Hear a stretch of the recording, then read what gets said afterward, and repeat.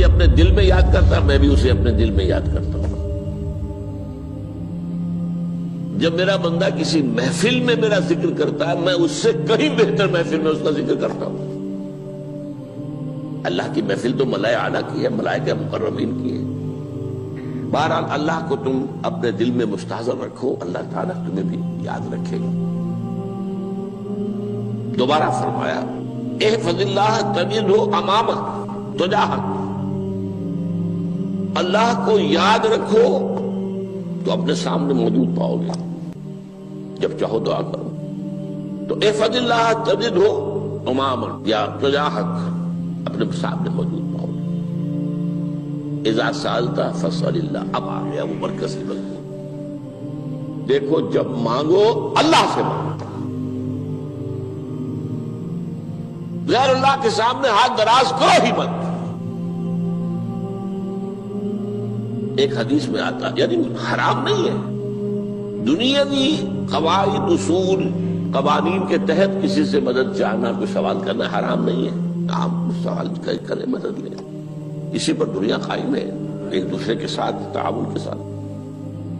لیکن اونچا مقام کیا ہے؟ کسی سے سوال مت کرو سوائے اللہ، یہاں تک کہ جوتے باندھنے کا تسمہ تمہیں درکار ہے تو بھی کسی سے مت مانگو، اللہ سے مانگو۔ کیا پتہ اللہ کس کے دل میں ڈال دے اور وہ آ کے تمہیں تسمہ پیش کر دے۔ ہوتا ہے ایسا، بسا اوقات ہوتا ہے۔ جو اللہ کے ساتھ لو لگا کر رکھنے والے ہیں ان کے تو ایسے واقعات ہوتے ہیں کہ دل میں ایک بات آئی اور اس کے بعد وہی بات جو ہے وہ کوئی شخص آ گیا اور اس نے وہ بات پوری کر دی۔ کیونکہ لوگوں کے دل جو ہے وہ تو اللہ کے دو انگلیوں کے مابین جو چاہتا پھیر دیتا ہے۔ کیا پتہ اللہ کسی فرشتے کو انسانی شکل میں بھیج دے، آتا ہے فرشتہ، آتا ہے انسانی شکل میں، آتا ہے آپ کی تکلیف کو رفع کر دے، آپ کی ضرورت کو پورا کر دے، اسی سے مانگو، کسی اور سے مانگو۔ یہ ہے توحید کا لب لباب۔ یوں سمجھیے اسلام کی جڑ کیا ہے؟ ایمان۔ اسلام کا جو خارجی نظام عمل ہے، انفرادی اعمال ہو، اجتماعی ہو، ان سب کی روح رواں کیا ہے؟ ایمان۔ ٹھیک، ایک بات ہو گئی۔ ایمان کا خلاصہ لب لباب کیا ہے؟ ایمان باللہ۔ جیسے ایمان بالآخرہ بھی ہے، ایمان بالملائکہ ہے، ایمان بالانبیاء ہے، ایمان بالرسل ہے، ایمان بالکتب ہے، ایمان بالقلب ہے، لیکن اصل ایمان، اسی لیے ایمان مجمل میں آپ کو معلوم ہے کسی اور چیز کا ذکر نہیں۔ آمنت باللہ کما ہوا باسمائہ وصفاتہ وقبلت جمیع احکامہ اقرار باللسان وتصدیق بالقلب۔ یہ ایمان مجمل ہے، اجمالی طور پر ایمان اس کا نام ہے۔ ہاں مفصل تفصیلی طور پر آمنت باللہ وملائکتہ وکتبہ ورسلہ والیوم الآخر والقدر خیرہ وشرہ من اللہ تعالی۔ تو اسلام کی جڑ ایمان، اور اسلام کا سارا جو نظام عمل ہے، چاہے انفرادی اعمال ہو چاہے اجتماعی، ان سب کی روح رواں ایمان، اور ایمان کا خلاصہ ایمان باللہ۔ اور ایمان باللہ کا اصل حاصل وہ ہے جو اس حدیث میں آ رہا، اس کے دو ہیں تقاضے، عبادت صرف اسی کی، استعانت صرف اسی سے۔ اس لیے میں نے سورہ فاتحہ کا تذکرہ شروع میں کیا۔ یہ عبادت کا جوہر ہے، عبادت کا جو ہے یہ ایمان کا حاصل، عبادت صرف اس کی ہے اور استعانت صرف اس سے۔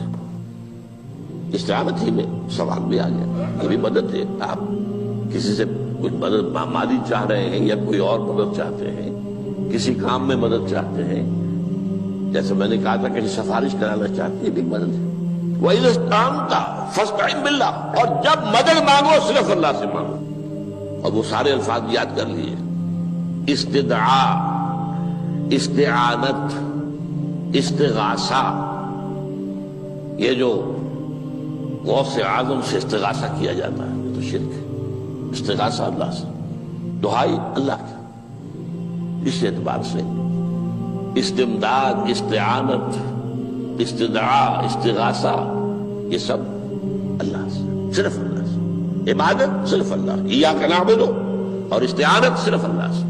مانگو صرف اللہ سے، جب مدد طلب کرو صرف اللہ سے، اور جان لو اگر تمام لوگ جمع ہو کر تمہیں کوئی فائدہ پہنچانا جائے نہیں پہنچا سکتے، الا بشیء قد کتب اللہ لک وان اجتمعوا علی ان یضروک بشیء لم یضروک الا بشیء قد کتب اللہ علیک، اگر سب مل کر چاہے تمہیں کوئی نقصان پہنچا دے نہیں پہنچا سکتے مگر وہی کچھ جو اللہ نے تمہارے لیے لکھ دیا۔ اب بتائیے خوف کی جڑ کٹ جائے گی کہ نہیں؟ یہ جو ایمان جو ہے یہ خوف اور حزن دونوں سے نجات دلانے والی بات ہے۔ جو حقیقی مومن ہے وہ اللہ کا ولی ہے، حقیقی مومن وہ اللہ کا ولی ہے، اور الا ان اولیاء اللہ لا خوف علیہم ولا هم يحزنون۔ یہ اولیاء اللہ کو علیحدہ مخلوق نہیں ہے، کوئی ان کے سر پہ سینگ نہیں ہوتے، انسان ہی ہوتے ہیں، لیکن حقیقی معنی میں مومن ان اعتبارات سے جو آج ہم پڑھ رہے ہیں ایمان اس درجے کا پہنچ گیا تو اللہ کا ولی ہے۔ ان لوگوں کے لیے خوف کس بات کا ہوگا؟ کس سے خوف کروں؟ اس کے ہاتھ میں کچھ ہے ہی نہیں، اور اگر کچھ اللہ نے میرے لیے لکھ دیا وہ آ کر رہے گا، چاہے میں لاکھ گڑ گڑاؤں اور اس کے سامنے کہ مجھے چھوڑ دے، اگر اللہ نے لکھا وہ آیا وہ تو آئے گا، تو کاہے کو اس کے سامنے گڑ گڑانا، کاہے کو جبرسائی کرنا اس کے سامنے، اور کسی کے ہاتھ میں کچھ ہے ہی نہیں، میرا خیر ہے ہی نہیں، کاہے کو خوشامد کرو اس کی۔ اور سنیے، رفعت الاقلام، دیکھو نوجوان، قلمیں اٹھا لی گئی ہیں، وجفت الصحف، اور جو رجسٹر ہیں صحیفے ان کی سیاہی خشک ہو چکی ہے۔ یہ ہے وہ اللہ کا علم، اس میں ہر شے لکھ دی گئی ہے، اس کی قلم اٹھا لیے گئے۔ جیسے آپ کو معلوم ہے امتحان ہوتا تھا، 3 گھنٹے ختم ہو گئے، اسٹاپ رائٹنگ، بس اب قلم رک جانا چاہیے۔ وہ قلم تو تقدیر کا کاتب جو ہے وہ قلم اس کا اب اٹھا لیا گیا، اور جو صحیفے جن پر کہ لکھا گیا وہ خشک ہو گئے۔ یہ تو روایت ہے جو امام ترمذی نے جس کو روایت کیا، یہ متن ان کا ہے جو ہم نے پڑھا ابھی، اور ان کا قول یہ ہے کہ یہ حدیث حسن صحیح ہے، لیکن یہی روایت اور انہی راوی سے عبداللہ ابن عباس سے رضی اللہ تعالیٰ عنہما اور بھی محدثین نے کی ہے، تو اس میں سے ایک اور متن جو ہے وہ یہاں پر امام نووی نے دے دیا ہے۔ احفظ اللہ تجدہ امامک، یہ تو پہلا وہ ٹکڑا تھا، وقت تو جاہک تھا، یہاں امامک ہے، امام مطلب ایک ہی ہے، اپنے سامنے پاؤ گے۔ اللہ کی حفاظت کرو، اللہ کو دل میں، اللہ کی یاد کو محفوظ رکھو، گویا کہ اللہ کو مستحضر رکھو۔ ذکر اللہ کے معنی کیا ہے؟ استحضار اللہ فی القلب، یہ ذکر اللہ ہے۔ جنہیں ہم ذکر سمجھ بیٹھے ہیں وہ ذکر کے ذریعے ہے۔ اقیم الصلاۃ لذکری، نماز قائم کرو میری یاد کے لیے، نماز ذریعہ ہے یاد کا۔ یہ علیحدہ بات ہے کہ آپ نے 17 رکعتیں بھی پڑھ لی ہو عشاء کی اور یاد آپ کو آئی ہی نہیں کوئی، آپ تو ایک میکینیکل انداز میں جو ہے وہ اٹھک بیٹھک کر رہے ہیں اور آپ کی زبان سے کچھ بھی نکل رہا ہے، تو اس کا آپ کے شعور سے، دل کی گہرائی سے کوئی رابطہ ہے ہی نہیں، وہ ذکر تو نہیں ہوا۔ ہاں نماز فرض تھی وہ ادا ہو گئی، آپ کی فرض ادا ہو گئی۔ تو جنہیں ہم نے ذکر سمجھا وہ ذرائع ذکر ہے، اللہ اللہ سبحان اللہ زبان سے، یہ تاکہ اس کے نتیجے میں وہ ذکر حاصل ہو جائے۔ استحضار اللہ فی القلب، ذکر کے معنی ہے استحضار اللہ فی القلب۔ تعرف الی اللہ فی الرخاء، اور دیکھو کشادگی کے وقت میں تم اللہ کو یاد رکھو، اللہ کی طرف رجوع کیے رہو، بھول نہ جاؤ۔ وہ نہ ہو جو کبھی کہا تھا، بہادر شاہ ظفر کے اشعار میں سے بہت زور کا شعر ہے، ظفر آدمی اس کو نہ جانیے چاہے کتنا ہی ہو فارمزکا، جسے عیش میں یاد خدا نہ رہی، جسے تیش میں خوف خدا نہ رہا۔ وہ ہے کشادگی کی حالت میں، جبکہ تمہارے لیے کشادگی ہے، اللہ کی طرف رجوع کیے رکھو۔ یعرف کا فی الشدہ، تو اللہ اپنی توجہ تم پر رکھے گا شدت کے وقت میں، جب تمہیں کوئی تکلیف ہے اس تکلیف کو تم پر آسان کر دے گا۔ تکلیف تو آنی ہے، جو لکھی ہوئی ہے وہ تو آئے گی، لیکن یہ کہ اللہ تعالیٰ اس کی شدت کو، ایک ہی چیز ہے جس کو ایک انسان بہت شدت کے ساتھ محسوس کر رہا ہے، دوسرا آدمی اتنا نہیں محسوس کر رہا ہے، احساس کا معاملہ ہوگا نا۔ وہ تو اصل میں اگر انسان کی نرز کٹی ہوئی ہے تو احساس ہوگا ہی نہیں، سر سے نہیں ہوگا۔ تو اس اعتبار سے اللہ تعالیٰ تمہارے لیے وہ شدت کی کمی کر دے گا۔ وَاعْلَمْ أَنَّمَا أَخْطَأَكَ لَمْ يَكُنْ لِيُصِيبَكَ، اور جان لو جو چیز تم سے چھوٹ گئی ہے، رہ گئی ہے، وہ ہرگز تمہیں ملنے والی نہیں تھی۔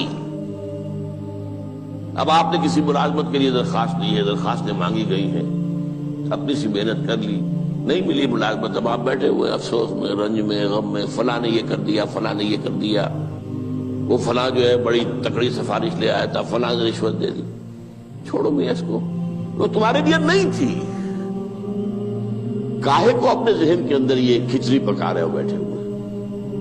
خواہ آپ شاید سوء ظن میں بھی مبتلا ہو رہے ہو، کسی نے نہ رشوت دی اور آپ سمجھتے ہو کہ رشوت دی ہے اس نے۔ یہ ساری چیزیں جو ساری سیئات، ان کی جڑ کٹ جائے گی۔ وَاعْلَمْ أَنَّمَا أَخْطَأَكَ لَمْ يَكُنْ لِيُصِيبَكَ وَمَا أَصَابَكَ، اور جو چیز تم پر آ گئی، لَمْ يَكُنْ لِيُخْطِئَكَ، ہو ہی نہیں سکتا تھا کہ وہ تم پر نہ آ۔ یہ کر لیتا تو ہو جاتا، شاید یہ کر لیتا، میں نے ٹیکا پہلے لگوا دیا ہوتا تو یہ بات نہ ہوتی۔ بھائی وہ جو ہونا تھا وہ ہونا تھا۔ اب یہ وہ چیز ہے جس سے انسان میں کیفیت پیدا ہوتی، تسلیم و رضا۔ ہم بھی تسلیم کی خو ڈالیں گے، بے نیازی تیری عادت ہی صحیح، اے اللہ جو تو نے چاہا مجھے قبول ہے۔ اسی لیے میں نے آپ کو آیتیں سنائی سورۃ تغابن کی، ما اصاب من مصیبت الا باذن اللہ، کوئی مصیبت نہیں آتی مگر اللہ کے اذن سے۔ وَمَن یؤمن باللہ یہد قلبہ، جو اللہ پر ایمان رکھتا ہو اللہ اس کے دل کو ہدایت دے دیتا ہے۔ ہدایت کس بات کی؟ تسلیم و رضا۔ سر دوستاں سلامت کہ تو خنجر آزمائی، نہ شبد نصیب دشمن کے شبد ہلاکے تیغت۔ اے اللہ تیری طرف سے ہے، مجھے قبول ہے، اور بظاہر مجھے تکلیف ہو رہی ہے لیکن یقیناً اس میں میرا کوئی خیر ہے۔ بیدک الخیر، تیرے ہاتھ میں تو خیر ہی خیر ہے، جو بھی تیری طرف سے آئے۔ سر تسلیم خم ہے جو مزاج یاد میں آئے۔ اور یہ مضمون جو ہے زیادہ بڑے پیمانے پر سورہ حدید میں آیا ہے۔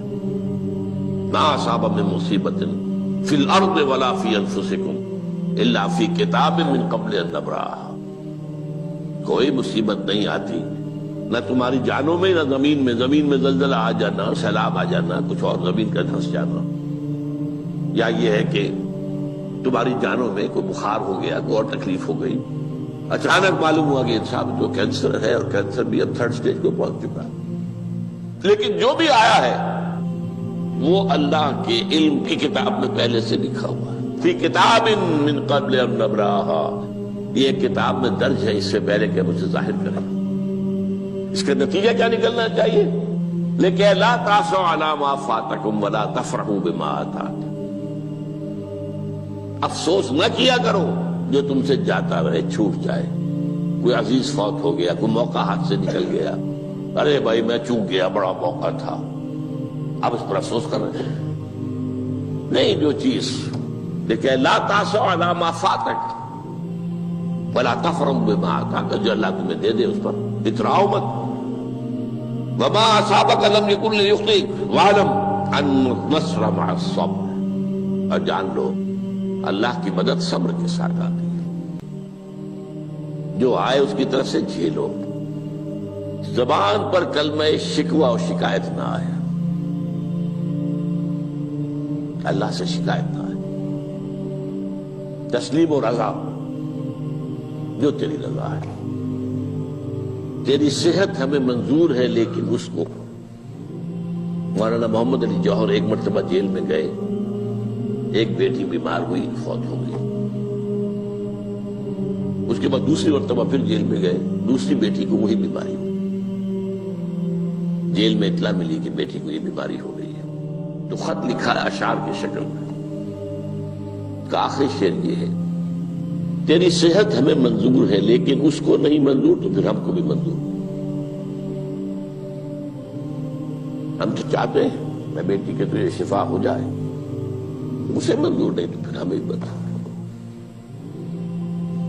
وَاعْلَمْ أَنَّ النَّصْرَ مَعَ الصَّبْرِ وَأَنَّ الْفَرَجَ مَعَ الْكَرْبِ۔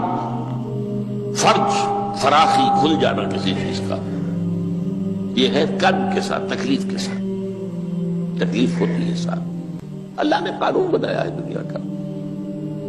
اب آپ اندازہ کیجئے بچے کی ولادت میں ماں کو کتنی تکلیف اٹھانی پڑتی ہے۔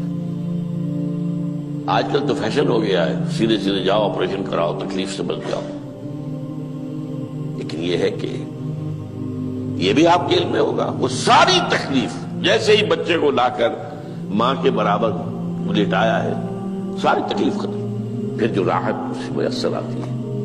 ان الفرج مع الکرب وان مع العسر یسرا، اسی لیے میں نے وہ آیتیں بھی پڑھی تھی، ان مع العسر یسرا، ان مع العسر یسرا۔ اس دنیا میں یہ اللہ نے نظام بنایا ہے، سختیاں جھیلنی ہی ہوں گی۔ لقد خلقنا الانسان فی کبد، ہم نے انسان کو پیدا کیا مشقت کے اندر، مشقت تو کرنی پڑے گی۔ کسی کی جسمانی مشقت زیادہ، کسی کی ذہنی مشقت زیادہ، مشقت سے چارہ کسی کو نہیں۔ تو یہ ہے ان مع العسر یسرا، ان مع العسر یسرا۔ بارک اللہ لی ولکم فی القرآن العظیم ونفعنی وإیاکم بالآیات